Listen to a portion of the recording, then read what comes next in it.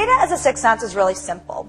It's almost like Professor X from X-Men. It's this ability that you have to pair together analytics, all the information that we have available to us, combined with our instincts, our gut feel, the things that we learn just from doing and from being.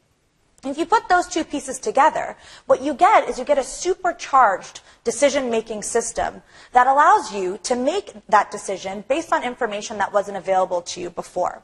And it allows you to look at your organization and your people and your markets in a completely different way. So this is a tool by a company called Cataphora.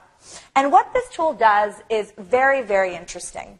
It looks inside of an organization and it gets all of these different pieces of data. For example, emails, corporate IM chats, calendars, documents, and all of this data is anonymized, so it doesn't actually read that information. It just measures the traffic of what you're sending out.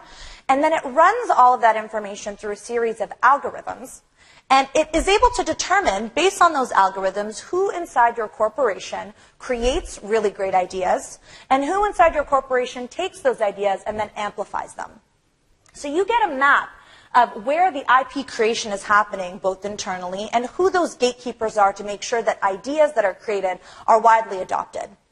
Now, I love this example for a lot of reasons.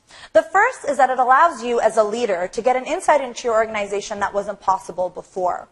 Don't you think this would be a very useful piece of information to consider when you're thinking about things like promotions or moving somebody around or bonuses or even layoffs? The second thing that I really like about this tool is the fact that as for the employee's perspective, from the talent's perspective, you're protected. Because even if you're 10 layers away from the CEO or from the boss, even if you never cross paths with them, if you are doing good work, that'll be documented and you will be rewarded and recognized for your contribution. Now, we have seen these types of social network analytics used in a lot of different ways. In the book, we talk about a startup that many of you might be familiar with called Prezi. Now, Prezi uses this system internally to also track the spread of ideas. So they can tell who are the people that are coming up with the tools that their customers are really going to appreciate using. And that is a key factor in considering when people get promoted or rewarded. Another very interesting application is a tool that is used very similarly for CEOs who are newly appointed into their position. And what that tool measures isn't idea creation, but it actually measures social influence and reputation. So who inside the corporation is the gatekeeper to all of the other relationships? There's always a couple of key figures that you need to win over.